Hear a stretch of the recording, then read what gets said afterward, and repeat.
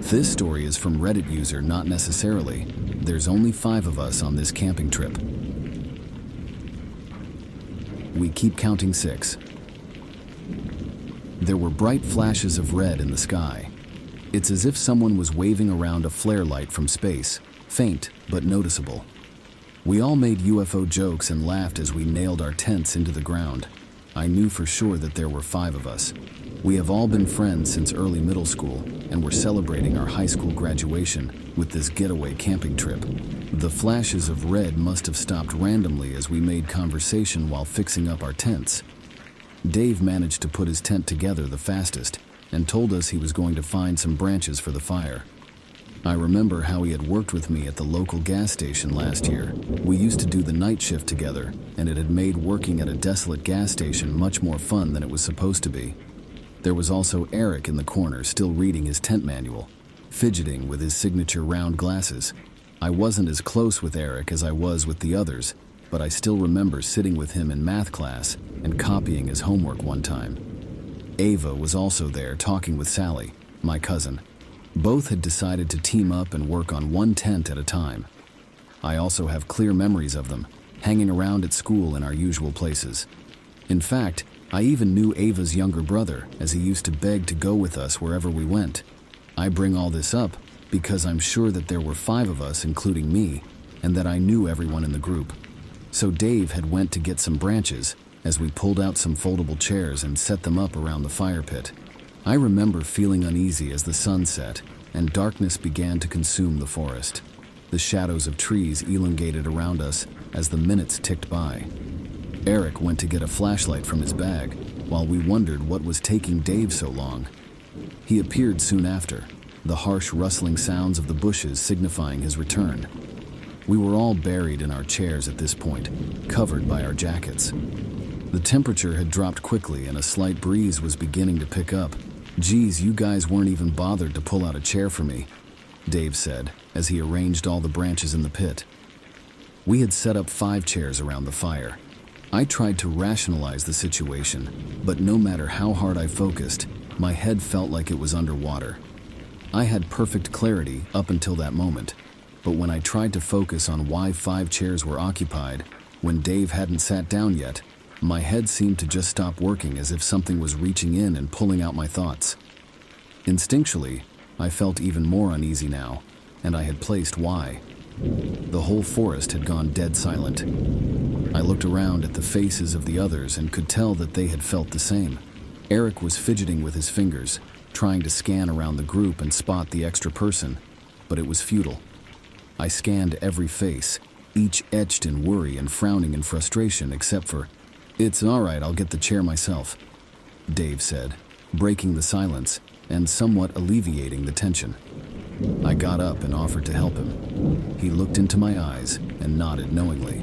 We headed away from the fire pit towards the tents, but I kept my eyes glued on our group. "How many people are here?" I whispered to Dave as he looked around and realized that we had indeed only packed 5 chairs. In fact, every person had brought with them their own chair. They were heavy to carry and we wouldn't bring any extra needlessly. "There's 5, right? I mean, there's 5 chairs," Dave replied. His voice wavered as he spoke. "No, I just think maybe one of us forgot our chair," I said. My mind was struggling to address the issue head on and now sought to find rational excuses instead. I didn't quite feel in control of my thoughts. It felt like swimming in a dream, and if I tried to force myself to think about who the 6th person was, my head would begin to throb. "Yeah, that sounds about right, actually," Dave said, relaxing and heading back to the group. When we walked back to the fire pit and circle of chairs, 2 chairs were empty. One for me and one for Dave. Everything was adding up now, even though we all agreed it wasn't before. Sally suggested we were all probably tired after the long hike to get here and probably just needed some sleep. She could have been right. We were all sleep deprived from waking up very early today to make it on time. Ava brought out the drinks. The whole 6-pack was emptied. We all moved closer to the crackling fire for warmth as we took sips from our cans and reminisced on memories of last year. Ava was in the middle of telling us about that one time she was home alone, with weird things happening in her house when I got these sudden chills despite the pleasant warmth of the fire. What felt cozy and safe moments ago felt wrong now, all because I realized that there was a crucial detail I missed. Who started the fire? I asked, completely interrupting Ava in the middle of her story and breaking everyone else's immersion. Everyone looked momentarily annoyed until they realized they had no answer. Once again, I scanned the faces staring back at me, all barely illuminated by the light from the fire, all familiar and pale from fear. "Wasn't it you, Dave?" Eric asked. Dave shook his head. "I think the person standing behind Jenny did it," Sally said, looking over at me. I whipped my head around so quickly it hurt. My heart was pounding in my ears. There was nothing behind me except for the encompassing darkness of the woods.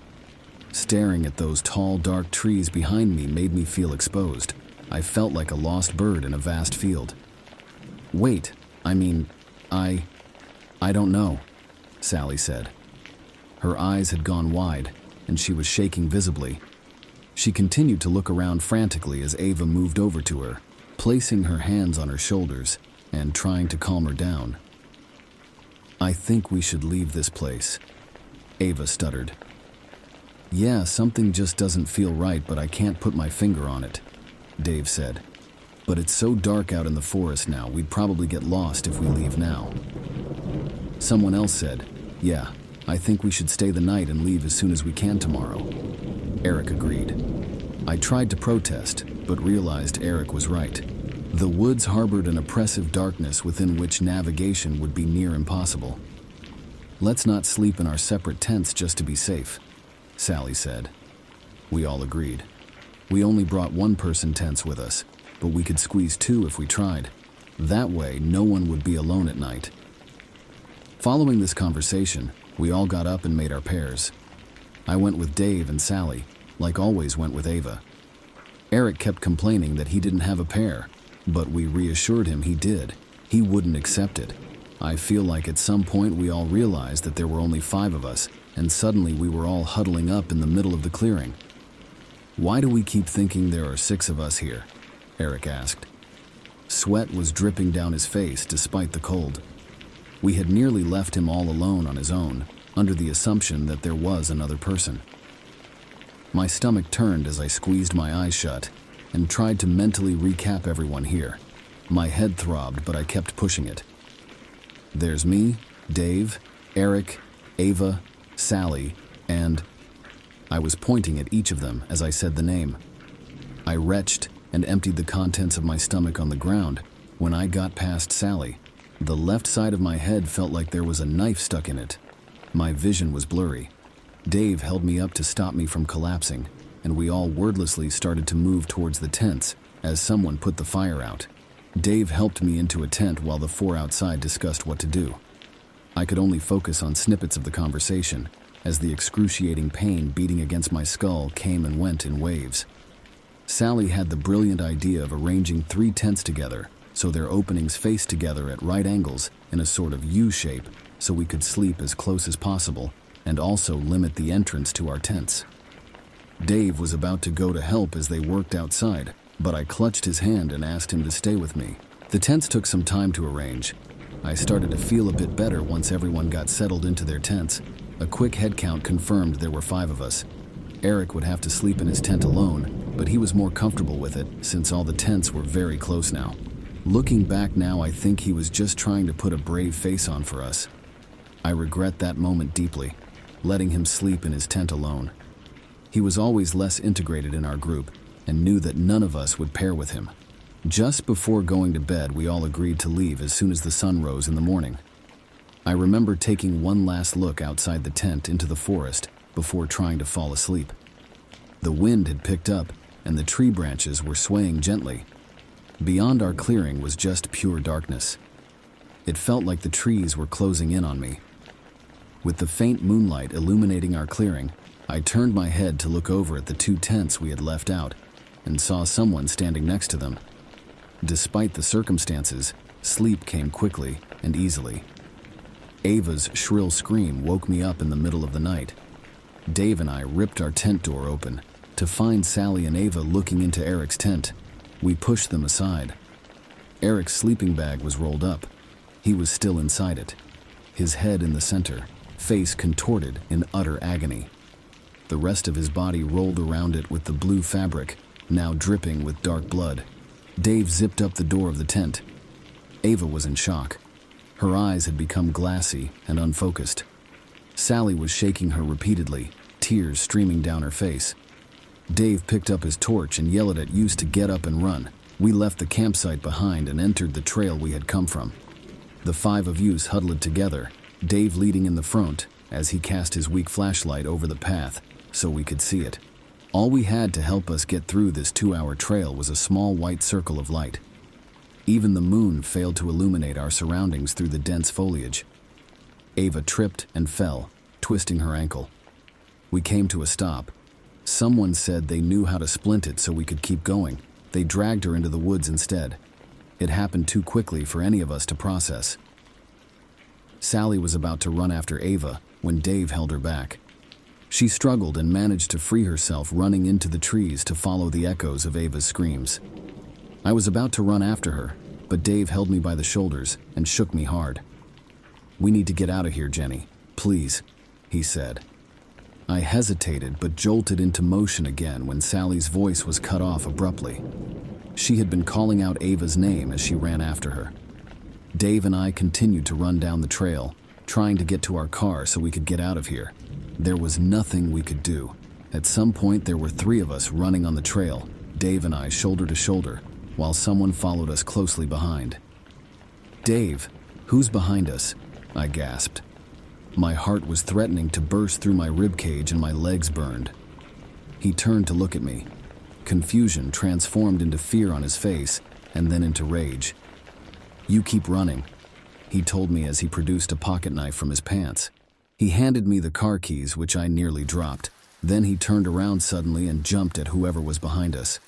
I continued to run in fear as the sounds of a struggle grew behind me. I tripped and tumbled through the trail for what felt like hours. I didn't allow myself to stop. I almost cried when the trail ended and I walked out into the familiar car park. Not wasting a second, I ran to the car and started it up, accelerating out of that forest and onto the highway within mere seconds. I'm typing this post out at a rest stop. My phone has finally regained service, and I've called 911 to try and explain the situation. I don't think they believe my version of events, but they sent a car my way regardless. As I wait, the sun is finally starting to rise. After I hit the post button on this, I'm going to check why the person in my back seat has been so silent the whole time. This story is from Reddit user ThisSG Woodhouse. I'm a coroner, and the last body I opened had something terrifying inside. I thought I'd seen everything, but I had no idea what I was going to see in this body. In my work, the rule is always to be meticulous and to study every organ, every inch of the body. An oversight and you could miss something crucial to understanding the cause of death. When Detective Mike Dalen called me in the middle of the night to perform an autopsy on this body, I thought it would be just another procedure, but I was terribly wrong. "Mike, was it really necessary to wake me up in the middle of the night for this? It's 2 a.m. The body's not going anywhere," I told him as we entered the autopsy room where he was already with the body. "Sorry, Jack, Chief's orders," he said, massaging the back of his neck. I looked at the body lying on the table. A man, white, in his 30s, bald, about 5.9 feet tall. I could see several fresh bullet wounds on his torso. I couldn't figure out why, but something was bothering me at the sight of these wounds. He was shot just a few hours ago by 2 of our guys, but I'll fill you in later. The most important thing is that you examine the body for now, Mike told me. I remained thoughtful for a few seconds. The wind and rain were pounding hard against the windows, and the light was flickering from the growing storm outside. "Mike, come on, I can feel that there is something weird here. You never would have called me in the middle of the night if there wasn't something going on." He seemed to hesitate. "Look, take care of the body. It may be nothing, I hope so anyway." He sighed. "If you notice anything or need me, I'm right here in the hall." "What? You're going to stay there throughout the autopsy?" I asked with surprise. "Yeah, just a precautionary measure. "The chief wants a report as soon as possible," he said while staring at the body. I was puzzled. But there was a body on my autopsy table, and I saw nothing else to do but get to work and discover the answers myself. The storm outside had picked up, but the lighting remained steady enough to examine it. I donned my equipment and set to work. The first thing to do was to drain the body of its blood. Problem: either there wasn't a single drop left, or my equipment wasn't working. After checking, I thought he had indeed bled to death somehow, and decided to make the incision in his torso to work him over completely. As I stood over the body, scalpel in hand, I felt something strange, as if I were about to commit a transgression, a fault, as if something was waiting for me inside that body, and once I'd opened it, I'd never be able to go back. As I stared at the man's belly, I thought I saw him blink. I immediately snapped out of my torpor and stared at his face, my heart rate jumping all at once. "What are you hiding from me?" I whispered. It might sound odd, but speaking aloud would sometimes ease the tension in the room when I came across a particularly banged-up body, but conversely this one seemed in a very good state. Precisely, a little too good when I thought about it. Although the color of the body was strangely dull, and as I observed the color of his skin, I swore I saw out of the corner of my eye his gaze turn to me and instantly returned to its place. I gasped again and pulled away. I took a deep breath. It was past midnight. I'd been awakened after a long day at work, and I hadn't even had time for a cup of coffee. That, coupled with the storm and Mike's strange behavior, was probably putting my imagination into overdrive. "You've got to get a grip, man. You've been doing this too long to believe in the undead now." I stepped back in front of the body and raised the scalpel in front of me. I closed my eyes for a second and made the Y incision. I reached the end of its lower abdomen and finished opening the body with the necessary tools. Every passing second seemed surreal. I could feel that something was wrong.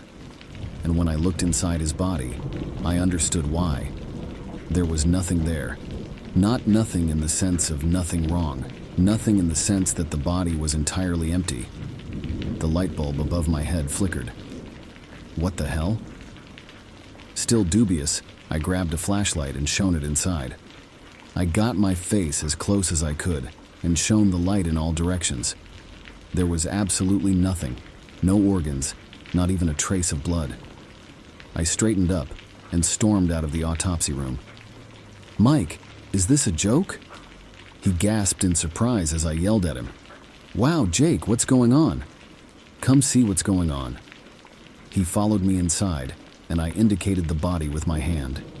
He looked inside, and unspeakable fear crossed his face. Then he began to stare inside, and seemed lost in thought, as if looking for an answer to a question I didn't know. Drops of sweat appeared on his face. After a moment, he looked up at me. "I'm sorry, Jake. I didn't tell you everything." I joined him over the reclining body. "Now's a good time then. What the hell is this? A cop jokey? How did you even manage to pull this off seriously?" "It's no yoka jakey." He took a long breath to calm himself. "I didn't lie to you about the apparent cause of death. 2 of our guys shot him after he tried to attack them last night. They responded to a call from a woman who seemed in absolute panic and was talking about a man, or something, chasing her to the edge of the woods." Mike stared at the floor with a defeated expression on his face. "They managed to intervene, but too late. He had already ripped the poor woman open and seemed to be digging inside her with his hands when they found him. He tried to attack them and they opened fire." He looked at me again. "The thing is, when the paramedics arrived, they saw right away that there was something wrong with the body. They said it felt like they'd lifted a dummy instead of a man. It seemed hollow, and on that last word he stared at the body again." "Holy shit, Mike, and you didn't think it was a good thing to tell me about this before?" "I didn't want to influence you. After all, they could have made a mistake too." I looked silently at the body on the autopsy table. It definitely gave off something artificial, as if animated by something other than common human biology. "Wait," I said suddenly, staring at the body as if I were actually seeing it for the first time. "You're telling me that thing was shot by bullets. Yeah. I turned my head toward Mike. This thing isn't bleeding, and it doesn't have any internal organs, so how can you be sure it's dead? And with that, as if it had been listening to us since we walked into the room, the body on the table began to shake. We were both in a state of stupefaction, watching this body come back to life before our very eyes. This empty body, without organs, without anything that should make it live. A moment later, the thing calmly straightened up and sat down on the autopsy table, torso still open. Its eyes fell on me, then on Mike. The light kept flickering above us, and in an artificial voice, devoid of any emotion, it said those words I'd never forget. "Thank you very much. Now I'm certain of what I was missing." It leapt forward and Mike stepped between it and me. He didn't have time to draw his gun and a struggle ensued, but it was a lose-lose for Mike. This thing was incredibly strong and agile, contrary to what its empty shell suggested. In less than a minute, Mike was inert on the ground, his lifeless eyes darting in my direction. The body straightened up and began to lean towards me. I closed my eyes and put my arms in front of me to protect myself. I waited for a few seconds that seemed like an eternity, and when I finally opened my eyes, expecting to come face to face with this thing, I realized that I was alone in the room. Mike's body had disappeared with it, leaving a pool of blood as the only evidence of what had happened. Droplets splashed on my face, and I noticed the window was open. It had fled with Mike's body. I stood there for a few minutes, trying to process what had just happened. I closed the window and called the police about what had happened just a few minutes ago. But I think it's my responsibility to warn you. I don't know what it is, but that thing is out there. And now it has everything it needs to look just like us.